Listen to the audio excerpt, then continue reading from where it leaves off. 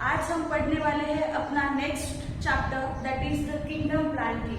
आज हम kingdom plantae के बारे में डिस्कस करने वाले हैं। तो सबसे पहले हम डिस्कस करेंगे कि क्लासिफिकेशन ऑफ प्लांटी। ये क्लासिफिकेशन ऑफ प्लांटी में क्या क्या आते हैं, कौन से साइंटिस्ट ने अपना कंट्रीब्यूशन देके प्लांटी का क्लासिफिकेशन एक्सप्लेन किया है वो। तो सबसे पहले हम देखते हैं कि किंगडम प्लांटी जो है, किंगडम प्लांटी के वेरियस डिफरेंट क्लासिफिकेशन है। तो सबसे पहले that first one that is the artificial classification. Kingdom Plantae मतलब क्या है ये पहले हमको पता होना चाहिए। तो किंगडम प्लांटी मतलब एक ऐसा किंगडम जहाँ पे सभी पूरे जितने भी प्लांट्स है वो इंक्लूड किए गए हैं, राइट। एक ऐसा किंगडम जहाँ पे सभी प्लांट के स्पीशीज इन्वॉल्व होंगे, right, that is called as the kingdom Plantae. तो particular there are some different classification of kingdom Plantae, वो अब हम पढ़ने वाले हैं। तो उसमें से एक जो है that is the artificial classification. Second one which is called as the natural classification.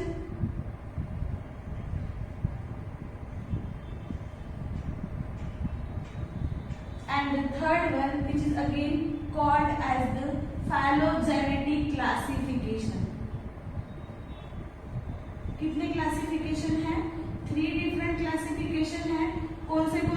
First one जो है that is the artificial classification, natural classification and third one that is the phylogenetic classification. तो अभी हमको पता होना चाहिए कि artificial classification में कौन से प्लांट्स आए हैं या फिर कौन से बेसिस पे वो क्लासिफिकेशन हुआ है वो, राइट। तो आर्टिफिशियल क्लासिफिकेशन जो है ये क्लासिफिकेशन ये क्लासिफिकेशन में क्या दिया हुआ है कि plants are classified on the basis of their external structure. ये आर्टिफिशियल क्लासिफिकेशन क्या एक्सप्लेन करता है कि आर्टिफिशियल क्लासिफिकेशन में क्या आएंगे ऐसे प्लांट्स, मतलब आर्टिफिशियल क्लासिफिकेशन में प्लांट को सिर्फ उनके एक्सटर्नल कैरेक्टर के बेसिस पे, उनके मॉर्फोलॉजिकल कैरेक्टर के बेसिस पे ही उनको क्या किया गया है, क्लासिफाई किया गया है, राइट। उसके बाद नेक्स्ट है that is the natural classification. Natural classification में क्या दिया हुआ है? नेचुरल क्लासिफिकेशन में प्लांट को on the basis of their external and internal character, इस एक्सटर्नल और इंटरनल कैरेक्टर के बेसिस पे क्या किया गया है, प्लांट को क्लासिफाई किया गया है। कौन से क्लासिफिकेशन में? नेचुरल क्लासिफिकेशन में। थर्ड आता है that is the phylogenetic classification.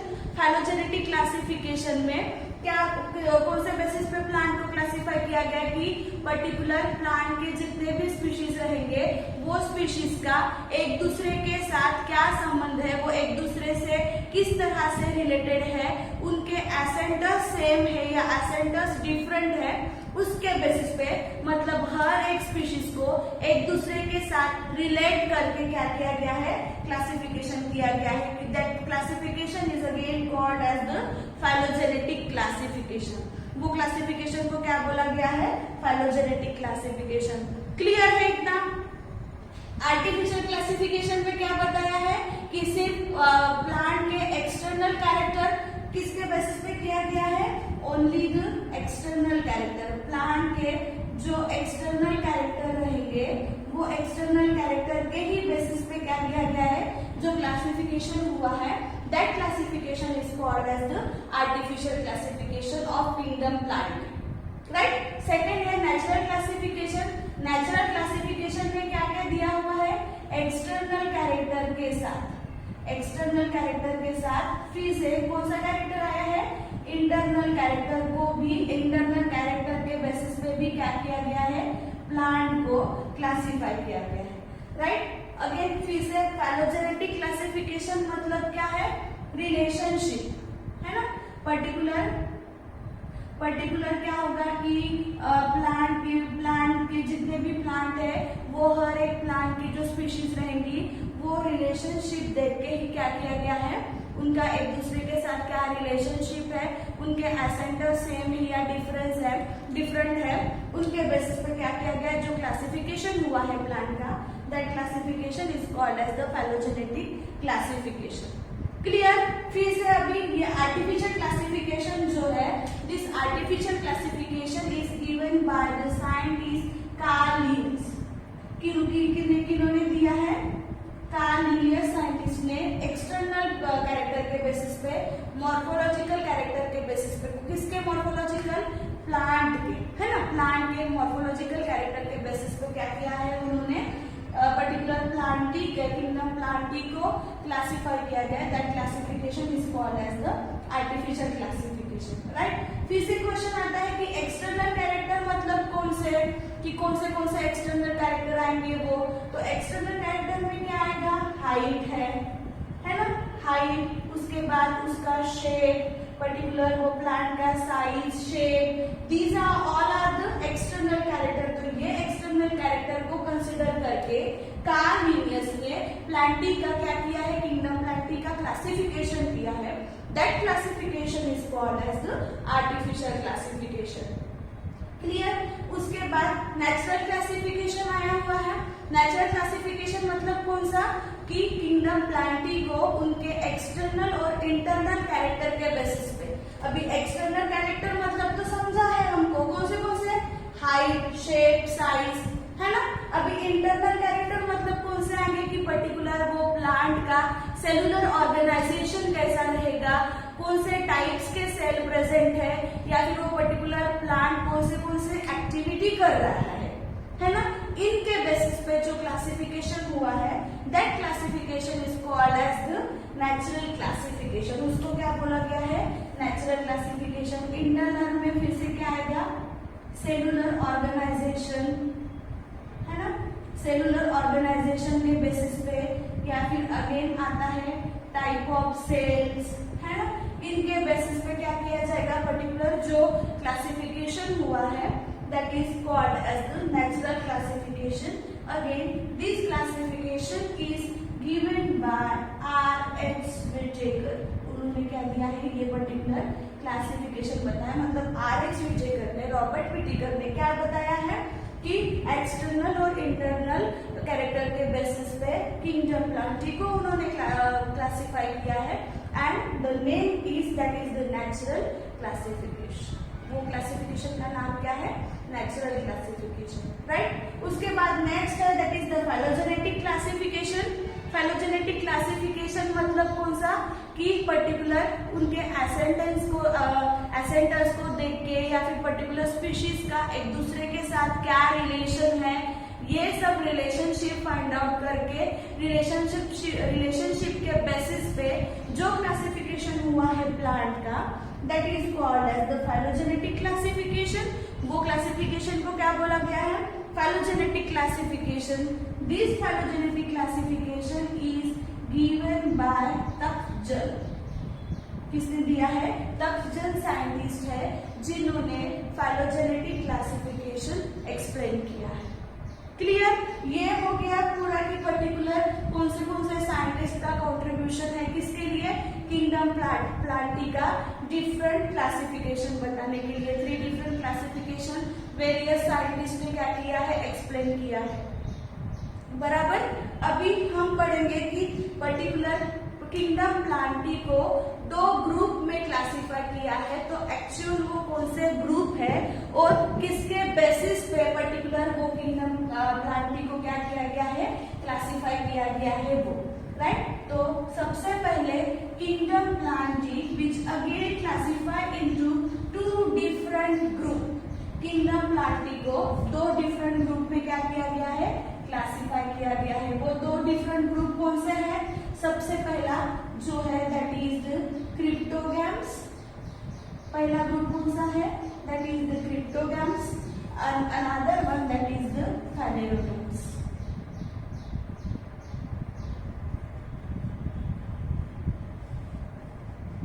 ये 2 ग्रुप है जिसको क्या किया गया है? पर्टिकुलर किंगडम प्लांटी को क्लासिफाई किया गया है। तो ये क्रिप्टोगैम्स और फेनेरोगैम्स, ये 2 ग्रुप तो क्लासिफाई हुए हैं, बट हमको ये भी पता होना चाहिए कि किसके बेसिस पे ये दोनों ग्रुप को क्लासिफाई किया गया है, बराबर। तो वो किसके बेसिस पे क्लासिफाई किया गया है? On the basis of the differentiation of body, कि पर्टिकुलर वो बॉडी, उनका बॉडी किस तरह से डिफरेंशिएट हुई है वो, उसके बेसिस पे फिर से अब्सेंस और presence of seed, seed present है या नहीं है, या फिर अब्सेंस और presence of the vascular system, vascular system जो है, वैस्कुलर टिश्यू जो है वो प्रेजेंट है या नहीं है, उसके बेसिस पे किंगडम प्लांट ट्री को क्या किया गया है, दो अलग ग्रुप में क्लासिफाई किया गया है। कौन से दो अलग ग्रुप है, क्रिप्टोगैम्स और फेनेरोगैम्स। किसके बेसिस पे हुआ है, सबसे पहला वाला कौन सा है, सीड प्रेजेंट है या नहीं, आइदर सीड इज प्रेजेंट और not, either vascular tissue present और नॉट। वैस्कुलर टिश्यू में कौन कौन आएगा, जाइलम और फ्लोएम, है ना, मतलब जाइलम और फ्लोएम प्रेजेंट है या नहीं, इसके बेसिस पे सीड प्रेजेंट है या नहीं, उसके बेसिस पे। और थर्ड वाला जो है that is the differentiation of body structure, कि पर्टिकुलर उनका बॉडी स्ट्रक्चर कैसा रहेगा, वो कौन से पार्ट में डिफरेंशिएट हुआ है या फिर डिफरेंशिएट हुआ ही नहीं है, इसके बेसिस पे, ये डिफरेंट कैरेक्टर के बेसिस पे क्या हुआ है, किंगडम प्लांट ट्री को दो अलग ग्रुप में क्लासिफाई किया गया है। क्लियर। तो अभी पर्टिकुलरली हम ये पर्टिकुलर ग्रुप डिस्कस करते हैं। सबसे पहला है that is the cryptogams. Cryptogams मतलब कौन से, ऐसा किंगडम प्लांट ट्री का ग्रुप, एक ऐसा ग्रुप जिसमें सेक्सुअल ऑर्गन या फिर रिप्रोडक्टिव ऑर्गन जो है वो कैसे रहते हैं, हिडन रहते हैं, मतलब वो दिखेंगे ही नहीं। राइट, क्या बोला गया है, क्रिप्टोगैम्स में कौन से प्लांट्स आएंगे, ऐसे प्लांट्स जिनका सेक्सुअल ऑर्गन या फिर रिप्रोडक्टिव ऑर्गन जो है वो कैसा है, हिडन है ना। मतलब हम लिख सकते हैं क्या होगा, क्रिप्टोगैम्स में क्या लिख सकते हैं, रिप्रोडक्टिव ऑर्गन हिडन, जिसमें रिप्रोडक्टिव ऑर्गन कैसा है, हिडन है। यहाँ पे फिर से क्या आएगा, रिप्रोडक्टिव ऑर्गन जो है वो कैसा रहेगा, रिप्रोडक्टिव ऑर्गन जो है वो कैसा रहता है, विजिबल रहता है, बराबर। यहाँ पे हिडन है, यहाँ पे कैसा रहेगा, फेनेरोगैम्स में विजिबल रहेगा। रिप्रोडक्टिव ऑर्गन या फिर सेक्स ऑर्गन जो है, मतलब kingdom cryptogams, sorry group cryptogams में क्या बताया है कि प्लांट ट्री का ये जो ग्रुप है कौन सा, क्रिप्टोगैम्स, उसमें क्या बताया है, again that called as the cryptogamae. उसको फिर से क्या बोला गया है कि कौन से प्लांट्स वो ग्रुप में इन्वॉल्व होंगे, ऐसे प्लांट्स जिनका रिप्रोडक्टिव ऑर्गन जो है वो हिडन है। और फेनेरोगैम्स में कैसे आएंगे प्लांट, ऐसे प्लांट जिनका रिप्रोडक्टिव ऑर्गन जो है वो कैसा है, विजिबल है। ये एक कैरेक्टर हो गया। उसके बाद सेकेंड फिर से क्या है कि पर्टिकुलर क्रिप्टोगैम्स में कौन से प्लांट आएंगे, ऐसे प्लांट्स जो सीड प्रोड्यूस करता है, सीड प्रोड्यूस नहीं करता, वो उसमें कौन आता है, क्रिप्टोगैम्स। मतलब ऐसे प्लांट जो सीड प्रोड्यूस ही नहीं कर रहे, वो सभी प्लांट्स कौन से ग्रुप में आते हैं, क्रिप्टोगैम्स में आते हैं। और ऐसे प्लांट्स मतलब सीड प्रोड्यूसिंग प्लांट जो है वो सभी के सभी सीड प्रोड्यूसिंग प्लांट किस में आएगा, फेनेरोगैम्स में आएगा। ये सेकेंड पॉइंट हो गया। थर्ड पॉइंट फिर से क्या है कि these the plants which are non flowering है, फेनेरोगैम्स में फ्लावरिंग प्लांट आएगा। Right, the example of cryptogam is, cryptogam के एग्जाम्पल कौन से है, first one that is algae, another one which is called as the bryophyta, and third one which is the pteridophyta. These are all the, ये क्या है, सभी examples है किसके, क्रिप्टो, मतलब ये ऐसे प्लांट्स है जो किसको बिलोंग करते हैं, क्रिप्टोगैम्स को, क्रिप्टोगैमी ग्रुप को बिलोंग करते हैं वो। राइट, और फेनेरोगैम्स को कौन से बिलोंग करते हैं, that is the gymnosperms and angiosperms. ये किसको बिलोंग करते हैं, फेनेरोगैम्स को बिलोंग करते हैं। राइट, क्लियर है। अभी फिर से these all are the examples of the plant which belong to the cryptogamae group, है ना। ये ऐसे एग्जाम्पल्स है प्लांट के, ये ऐसे ग्रुप्स है जो क्रिप्टोगैमी को बिलोंग करते हैं। मतलब ये हम बोल सकते हैं कि ये सभी जो प्लांट्स है वो सीड प्रोड्यूस नहीं करते, और ये ऐसे प्लांट्स है जो क्या कर रहे हैं, सीड प्रोड्यूस कर रहे हैं। फ्लावरिंग प्लांट है, एंजियोस्पर्म इज फ्लावरिंग प्लांट, है ना।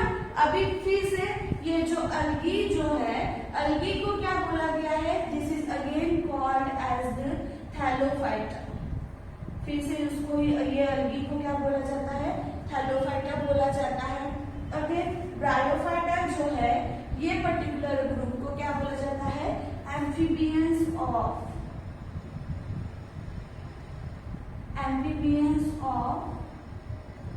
Plant kingdom, amphibians of kingdom Plantae.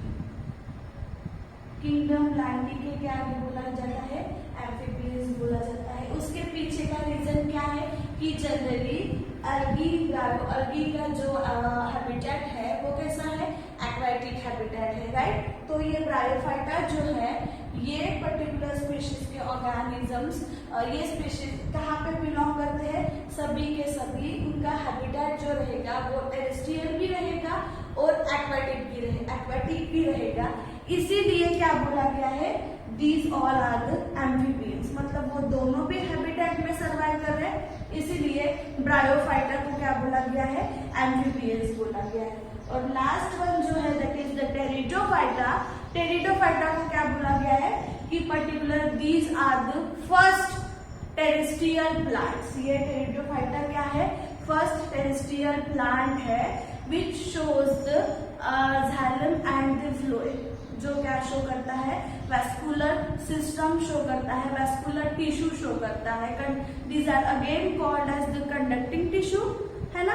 तो कौन से प्लांट है वो, टेरिडोफाइटा प्लांट है ना। मतलब टेरिडोफाइटा को बिलोंग करने वाले जितने भी स्पीशीज है, प्लांट स्पीशीज, वो सभी कैसे रहेंगे, टेरेस्ट्रियल रहेंगे। क्लियर है इतना। क्या बोला गया है कि क्रिप्टोगैम्स के 3 डिफरेंट ग्रुप्स थे, कौन से अलगी, ब्रायोफाइटा एंड टेरिडोफाइटा, बराबर। अलगी को फिर से क्या बोला गया है, थैलोफाइटा बोला गया है। अलगी को थैलोफाइटा बोलने के पीछे रीजन क्या है कि थैलोफाइट और थैलोफाइटा का मतलब क्या है कि अलगी जो है वो डिफरेंशिएट नहीं होती है इनटू द लीव्स, स्टेम्स, है ना। वो लीव्स, स्टेम्स, रूट, ये 3 डिफरेंट पार्ट में वो कैसे नहीं होती है, डिफरेंशिएट नहीं होती। That's why algae called as the thallophyte nature, thallophyta. Thallophyte मतलब क्या है, सिंपली बोल सकते हो कि एक ऐसा स्ट्रक्चर जो प्लेट लाइक स्ट्रक्चर शो कर रहा है, फ्लैट स्ट्रक्चर शो कर रहा है, जो डिफरेंट पार्ट्स में डिफरेंशिएट नहीं होगा, राइट। उसके बाद नेक्स्ट है that is the bryophyta. Bryophyta is again called as the amphibians of kingdom plantae. Kingdom plantae के एम्फीबियंस बोला गया है, किसको, ब्रायोफाइटा को। उसके पीछे रीजन क्या है, क्योंकि ब्रायोफाइटा का जो हैबिटेट है वो एक्वाटिक भी है और टेरेस्ट्रियल भी है, मतलब वो दोनों हैबिटेट में क्या कर रहा है, सर्वाइव कर रहा है। इसीलिए ब्रायोफाइटा को क्या बोला गया है, एम्फीबियंस बोला गया है, राइट। उसके बाद नेक्स्ट है that is the pteridophyta. Pteridophyta को बिलोंग करने वाले, मतलब टेरिडोफाइटा एक ऐसा प्लांट स्पीशीज, ऐसा ग्रुप है प्लांट का जिसमें वो सबसे फर्स्ट टेरेस्ट्रियल हैबिटेट में टेरेस्ट्रियल प्लांट करके कंसिडर किया गया था। कौन, टेरिडोफाइटा को, मतलब उसका हैबिटेट कैसा है, टेरेस्ट्रियल हैबिटेट है। सबसे पहले टेरेस्ट्रियल प्लांट करके किसको कंसिडर किया, कौन आइडेंटिफाई हुआ था, टेरिडोफाइटा ग्रुप, जो कि किसको बिलोंग करता है, क्रिप्टोगैम्स को बिलोंग करता है। क्लियर। उसके बाद अभी फेलोरोगैम्स में आते हैं। फेलोरोगैम्स में उसके एग्जांपल्स कौन से हैं, जिम्नोस्पर्म एंड एंजियोस्पर्म, है ना। 2 एग्जांपल्स है। Angiosperms are the flower producing plant, कि वो पर्टिकुलर क्या करते हैं, फ्लावर प्रोड्यूस करते हैं। Gymnosperms are the non flowering plant, है ना, जो फ्लावर प्रोड्यूस नहीं करेगा, है ना, बराबर। तो अभी हम क्या पढ़ेंगे कि पर्टिकुलर ये जो डिफरेंट ग्रुप है, मतलब ये जो डिफरेंट अलगी, ब्रायोफाइटा और pteridophyta which belongs to the cryptogams and gymnosperm और angiosperm which belong to the phanerogams, इनके बारे में हम डिटेल पढ़ेंगे कि पर्टिकुलर अलगी के एग्जांपल्स और कौन से हैं, वो उनका सेलुलर ऑर्गेनाइजेशन कैसा है, उनके फिर से एग्जाम्पल्स कौन है, वो कौन से कैरेक्टर शो करता है, उनका हैबिटेट क्या रहेगा, उनका मोड ऑफ रिप्रोडक्शन क्या रहेगा, ये सभी चीजें हम ये सभी बातें जो है ये सभी हम डिस्कस करेंगे in detail, right. We will discuss about the first category of kingdom plantae, that is the algae. अभी हम algae के बारे में डिस्कस करने वाले हैं। तो सबसे पहले algae क्या है? This is the one of the category which belongs to the cryptogams, right? तो अभी algae के बारे में डिस्कस करेंगे। तो सबसे पहले हम देखेंगे क्या हैबिटेट ऑफ algae की, पर्टिकुलरली ये जो algae है वो कहाँ पाए जाएंगे, right. The habitat of algae is mostly aquatic. वो कैसे रहते हैं? एक्वेटिक है, मतलब ज्यादा से ज्यादा जो algae है वो पानी में पाई जाती है। But some are the epiphytes also. कुछ algae जो है वो कैसे रहेंगे? एपिफाइट्स रहेंगे। एपिफाइट्स का मतलब क्या है? ऐसे algae जो प्लांट पर सर्वाइव करते हैं, right. That algae are called as the epiphytes, right. Again some algae are the epizoic also. कुछ ऐसे algae है जो एपिजोइक भी है, राइट। क्या बोला गया है? हम हैबिटेट के बारे में पढ़ रहे हैं, बराबर। तो algae का जो हैबिटेट है वो एक्वेटिक भी हो सकता है। एक्वेटिक में फिर से क्या बोला गया है कि उनका हैबिटेट जो है वो मराइन वाटर भी हो सकता है और फ्रेश वाटर भी हो सकता है। अगेन कुछ algae ऐसे हैं जो एपिफाइट्स है, मतलब जो प्लांट पर सर्वाइव करते हैं ऐसे, और कुछ ऐसे हैं जो एपिजोइक है। मतलब एपिजोइक का मतलब क्या होगा कि ऐसे algae जो ग्रो होते हैं या फिर जो सर्वाइव करते हैं लिविंग ऑर्गेनिजम्स के एक्सटर्नल बॉडी पर। ऐसे algae जो लिविंग ऑर्गेनिजम्स के एक्सटर्नल बॉडी पर ग्रो होते हैं या फिर सर्वाइव करते हैं, that algae are called as the epizoic. Clear? ये क्या है? ये पर्टिकुलर उनके हैबिटेट से या फिर वो प्लांट पर सर्वाइव कर सकते हैं या फिर लिविंग ऑर्गेनिजम्स के एक्सटर्नल बॉडी पर सर्वाइव करेंगे, या फिर वो पानी में पाए जाते हैं। पानी में भी कौन से है? मराइन वाटर में भी पाए जा सकते हैं या फिर फ्रेश वाटर में भी पाए जा सकते हैं। क्लियर? ये हो गया हैबिटेट। उसके बाद हम डिस्कस करते हैं कि उनका सेलुलर ऑर्गेनाइजेशन कैसा रहेगा। सेलुलर ऑर्गेनाइजेशन मतलब फिर से सेलुलर ऑर्गेनाइजेशन में फिर से क्या आ रहा है कि पर्टिकुलर जो algae है वो कैसे है वो। तो जनरली कुछ ऐसे algae है, these algae are the unicellular. कुछ algae जो है वो यूनिसेलुलर, सिंपल एंड माइक्रोस्कोपिक। कैसे रहेंगे वो? यूनिसेलुलर है, सिंपल है और कैसे है? माइक्रोस्कोपिक है, राइट। अगेन इसी के साथ कुछ algae जो है जो मोटाइल है और कुछ algae जो है वो कैसे है? नॉन मोटाइल है। मतलब ऐसे बोल सकते हो कि ऐसे भी कुछ algae है जो unicellular, simple, microscopic and motile रहेंगे। कुछ algae ऐसे हैं जो unicellular, simple, microscopic but non motile रहेंगे। क्लियर? तो ऐसे algae जो यूनिसेलुलर, सिंपल, माइक्रोस्कोपिक और मोटाइल है वो algae कौन से? The example of that algae मतलब ऐसे algae जो यूनिसेलुलर, सिंपल, माइक्रोस्कोपिक और मोटाइल है, that example is the Corel. मतलब कोरेला क्या है? कोरेला is again one of the member of algae। ये भी एक क्या है? algae का ही मेंबर है जो यूनिसेलुलर, सिंपल, माइक्रोस्कोपिक और कैसा है? मोटाइल है। अगेन नॉन मोटाइल का अगर एग्जांपल है तो वो कौन सा है? क्लैमाइडोमोनास। क्लैमाइडोमोनास ये एक ऐसा मेंबर है जो algae को बिलोंग करता है, बट वो कैसा है? यूनिसेलुलर, सिंपल, माइक्रोस्कोपिक है बट कैसा है? नॉन मोटाइल है। क्लियर? उसके बाद सेकेंड है कि कुछ ऐसे algae जो है वो कैसे है? मल्टी सेलुलर है।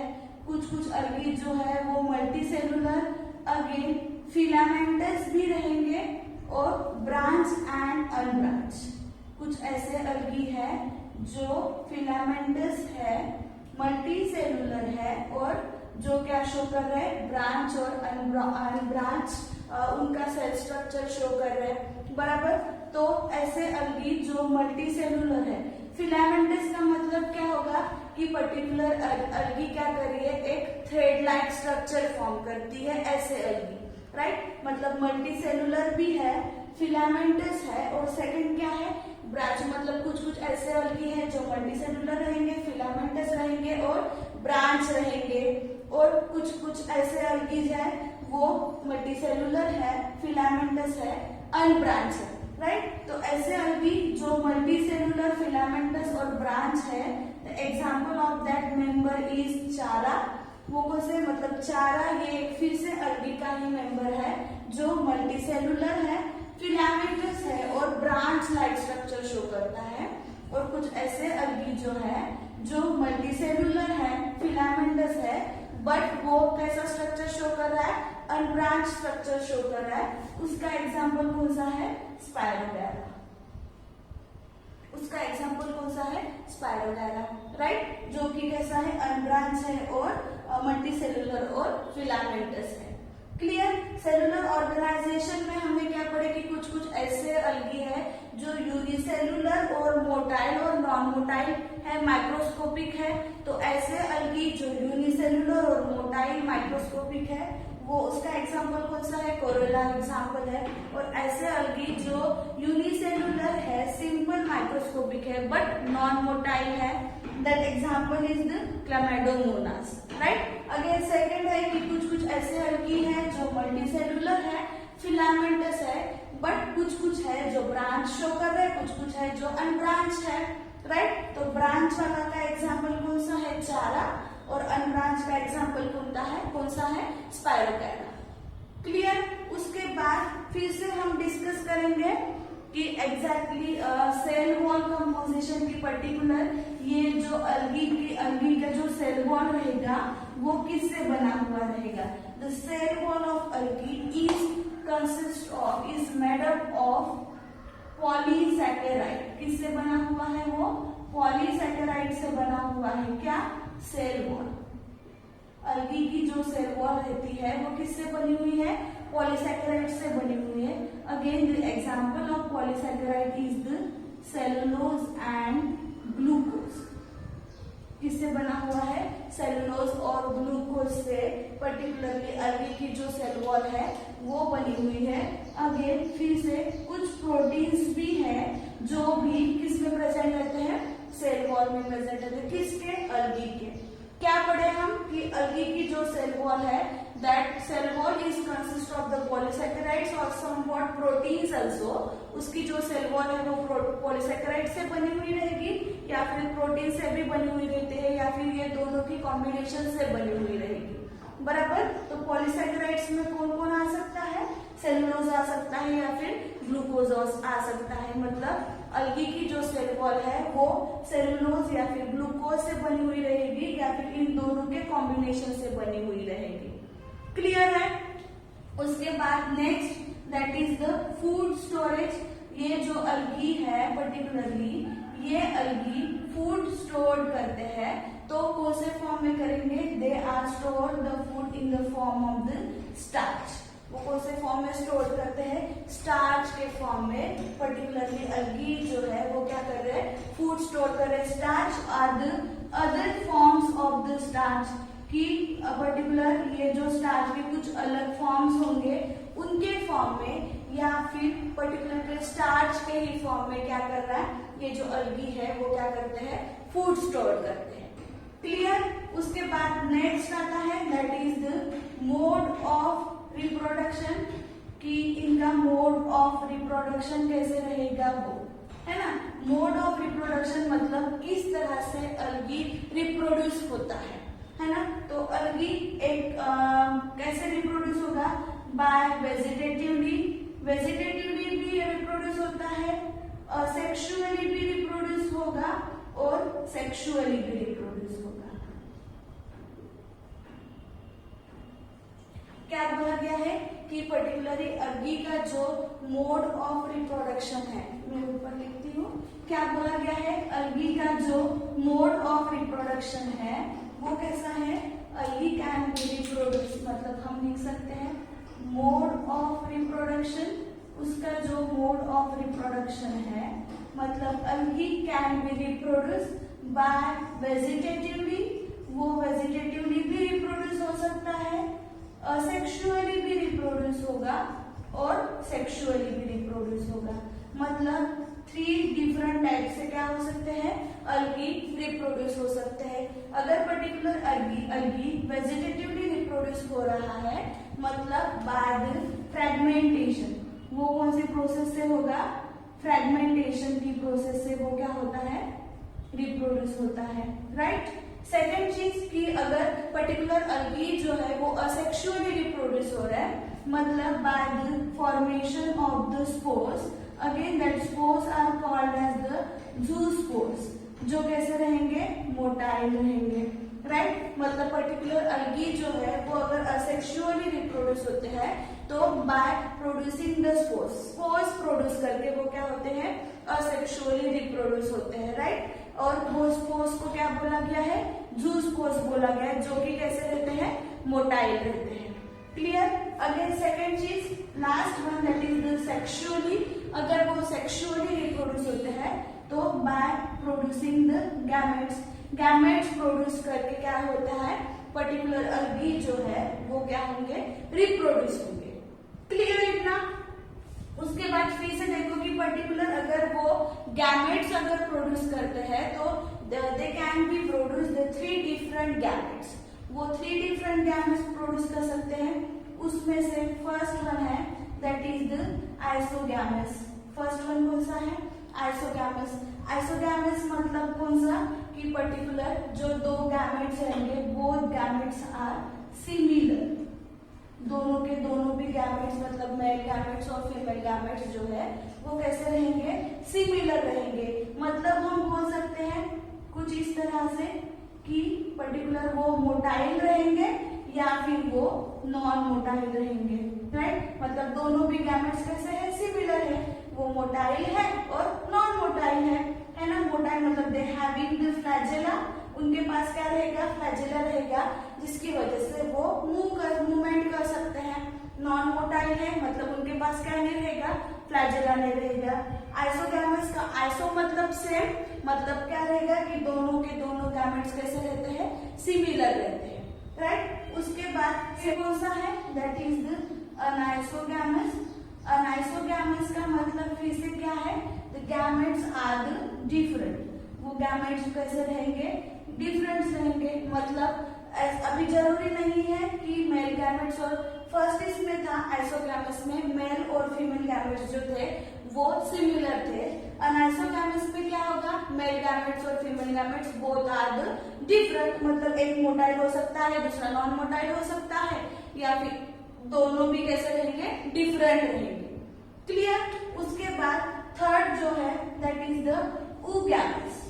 oogamous का मतलब क्या है, मतलब द गैमेट्स जिसमें क्या होगा, मेल और फीमेल जो है, मतलब मेल गैमेट जो है वो स्मॉल और मोटाइल होता है और फीमेल गैमेट जो रहेगा वो लार्ज होता है as compare to the male, और वो कैसे रहेगा, नॉन मोटाइल रहेगा, राइट। किसकी बात कर रहे हैं हम, थर्ड वाला जो था दैट इज द oogamous। ये क्या है, थर्ड टाइप है, किसका, मतलब गैमेट्स अगर पर्टिकुलर अलगी जो है वो सेक्सुअली अगर प्रोड्यूस होता है तो वो क्या कर सकता है, oogamous प्रोड्यूस कर सकता है। oogamous का मतलब फिर से क्या रहेगा कि जहाँ पे मेल गैमेट और फीमेल गैमेट दोनों का ही इन्वॉल्वमेंट है।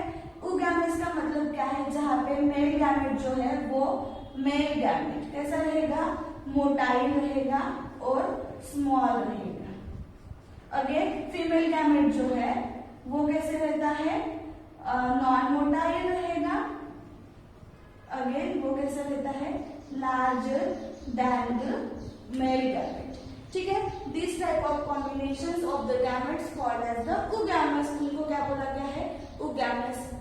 क्या पढ़े हम, मोड ऑफ रिप्रोडक्शन पढ़े।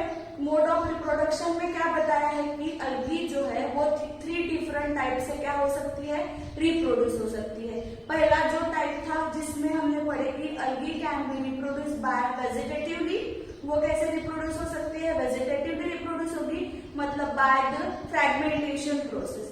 फ्रेगमेंटेशन की प्रोसेस से अलगी क्या कर सकते हैं, रिप्रोड्यूस हो सकती है। दूसरा टाइप था असेक्सुअली रिप्रोडक्शन। असेक्सुअली मतलब अलगी क्या होगी, असेक्सुअली रिप्रोड्यूस हो रहा है, मतलब क्या होगा, bye the formation of the spores. Spores produce करके अलगी क्या हो सकती है, रिप्रोड्यूस हो सकती है। That spores are called as the zoospores. उसको क्या बोला गया है, जूस्पोर्स बोला गया है। क्लियर। अगेन वो जो स्पोर्स रहेंगे, दिस स्पोर्स आर मोटाइल, वो कैसे रहेंगे, मोटाइल रहेंगे। उसके बाद थर्ड था बाय द सेक्सुअली, की पर्टिकुलर अलगी जो है वो सेक्सुअली रिप्रोड्यूस हो रहा है। सेक्सुअली रिप्रोड्यूस हो रहा है मतलब क्या हो रहा है, by producing the gametes. Gametes produce करके अलगी क्या हो रहा है, रिप्रोड्यूस हो रहे हैं। तो उसमें 2 टाइप्स आएंगे, मेल और फीमेल गैमेट्स, बराबर। तो depending upon the type of gamete produce, कि किस तरह के गैमेट्स प्रोड्यूस हो रहे हैं, उसके डिपेंड्स पर फिर से 3 डिफरेंट टाइप्स है। उसमें से फर्स्ट वाला था दैट इज द, कौन सा था फर्स्ट वाला, that is the isogamous. Isogamous मतलब कौन से, ऐसे अलगी जो सिमिलर क्या कर रहे हैं, गैमेट्स प्रोड्यूस कर रहे हैं, मतलब दोनों के दोनों मेल गैमेट्स और फीमेल गैमेट्स वो मोटाइल रहेंगे, या फिर मेल गैमेट्स और फीमेल गैमेट्स जो नॉन मोटाइल रहेंगे, राइट। Again simple. सेकेंड चीज कौन सा, सेकेंड टाइप्स कौन सा था, that is the anisogamous. Anisogamous में क्या बोला गया है कि both gametes are the different, male gametes और फीमेल गैमेट्स दोनों भी कैसे रहेंगे, डिफरेंट रहेंगे, मतलब एक मोटाइल हो सकता है, एक नॉन मोटाइल हो सकता है, कुछ इस तरह से, राइट। थर्ड टाइप था that is the oogamous. Oogamous में क्या बोला गया है कि ओगैमस मतलब कैसा, कि जहां पे मेल गैमेट जो रहता है वो मोटाइल है, बराबर। मेल गैमेट कैसा रहेगा, मोटाइल रहेगा, और फीमेल गैमेट्स के कंपैरिजन में वो कैसा है, छोटा है। और फिर से फीमेल गैमेट जो रहेगा वो नॉन मोटाइल रहेगा, और मेल गैमेट के कंपैरिजन में वो कैसा है, लार्जर है। That is called as the oogamous. मतलब ये 3 डिफरेंट टाइप्स का गैमेट्स प्रोड्यूस करके पर्टिकुलर अलगी जो है वो क्या हो सकते हैं, रिप्रोड्यूस हो सकते हैं, right. These all are the basic characteristics of algae. ये सभी क्या है, बेसिक कैरेक्टरिस्टिक्स है, बराबर। अभी फिर से हम देखेंगे कौन सा, the next that is the function of algae, कि पर्टिकुलर अलगी के फंक्शंस क्या है वो। उसके बाद हम डिस्कस करेंगे that is functions of algae, कि अलगी के क्या है, फंक्शन क्या है वो। सबसे पहले algae helps for the CO2 fixation. किसके लिए हेल्प कर रहा है अलगी, CO2 फिक्सेशन के लिए, मतलब पूरे वर्ल्ड में से जितना भी CO2 फिक्सेशन होता है वो CO2 फिक्सेशन में से 50% जो है which is fixed by the algae. क्या बोला गया है कि अलगी का फंक्शन क्या है, CO2 फिक्सेशन, मतलब एनवायरमेंट का कार्बन डाइऑक्साइड जो है उसको फिक्स करने के लिए कौन हेल्प करती है, अलगी हेल्प कर रहा है, बराबर।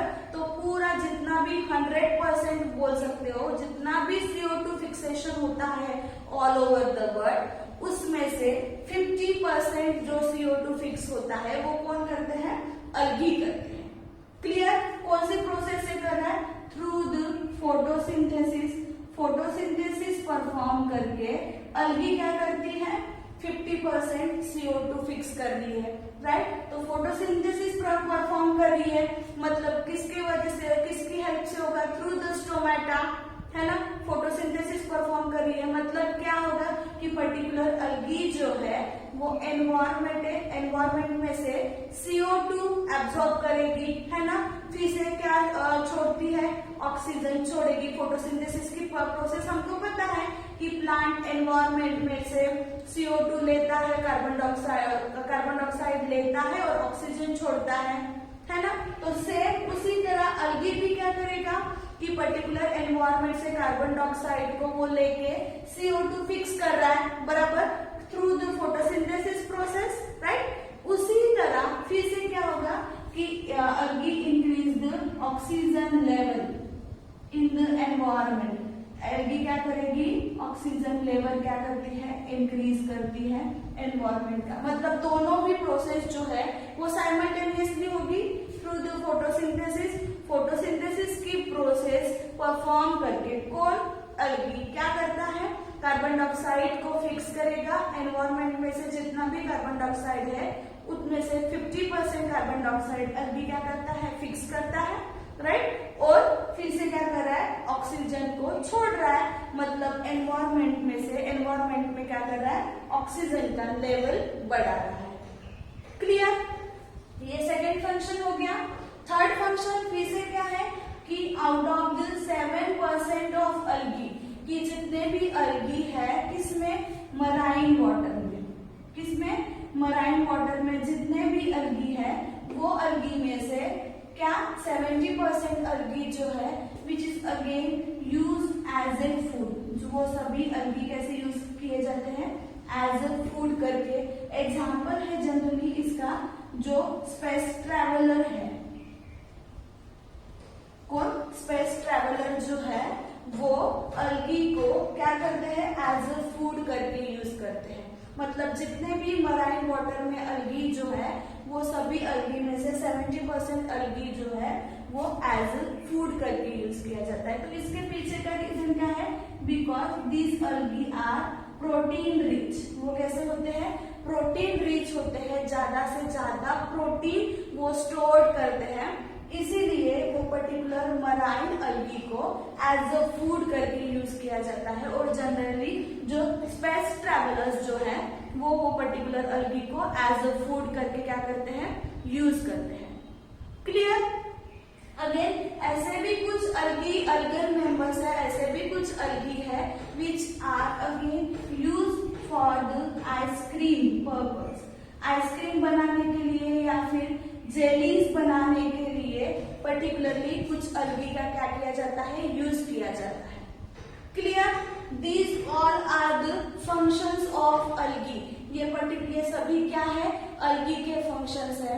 सबसे पहला वाला कौन सा था function, that is the CO2 fixation. कि एल्गी क्या कर रही है, फोटोसिंथेसिस प्रोसेस परफॉर्म करके एनवायरमेंट का जितना भी CO2 है वो सभी उनमें से 50% जो CO2 है वो कौन फिक्स करती है, एल्गी फिक्स कर रही है, बराबर। CO2 फिक्स करके वो क्या छोड़ेगा, कार्बन डाइऑक्साइड छोड़ती है, बराबर। तो कार्बन डाइऑक्साइड का भी लेवल कैसे हो रहा है, बढ़ रहा है, बराबर। मतलब एल्गी हेल्प किसके लिए हेल्प कर रहा है, for the CO2 fixation and increase the oxygen level in the environment. Environment में ऑक्सीजन लेवल भी बढ़ा रही है, राइट। सेकेंड चीज, उसके बाद नेक्स्ट फंक्शन क्या है एल्गी का, कि 70% of the marine water algae, marine water में जितने भी एल्गी है वो एल्गी में से 70% एल्गी जो है which is again use as food. वो एल्गी को एज अ फूड करके यूज किया जाता है। कौन, ज्यादा से ज्यादा जो स्पेस ट्रैवलर जो होते हैं वो एल्गी को एज अ फूड करके यूज करते हैं, राइट। तो फूड करके यूज करने के पीछे का रीजन क्या है कि जनरली वो जो एल्गी होते हैं वो प्रोटीन रिच होते हैं, बराबर। इसकी वजह से वो पर्टिकुलर जो मराइन एल्गी जो है वो एज अ फूड करके यूज किया जाता है, राइट। उसके बाद नेक्स्ट है कि ऐसे भी कुछ एल्गीज हैं, वो एल्गी किसके लिए यूज किया जाता है, for the ice cream and the jelly. Jellies और आइसक्रीम बनाने के लिए पर्टिकुलर कुछ एल्गी जो है वो यूज किए जाते हैं, right. These all are the basic characteristics of algae. अभी हमने क्या देखे है कि एल्गी के बेसिक कैरेक्टरिस्टिक्स देखे कि उनका हैबिटेट क्या है, बराबर, उनका सेल वॉल कंपोजिशन क्या है, उनका मोड ऑफ रिप्रोडक्शन क्या है, बराबर। ये सभी हम देखे, राइट। अभी इन द नेक्स्ट वीडियो हम नेक्स्ट वीडियो में देखेंगे टाइप्स ऑफ एल्गी, कि पर्टिकुलर एल्गी के कौन से टाइप्स है वो। There are the 3 different types of algae, है ना, on the basis of the presence of pigment, कि कौन से पिगमेंट प्रेजेंस है वो पिगमेंट के बेसिस पे अल्गी को क्या किया गया है, क्लासिफाई किया गया है। Thank you.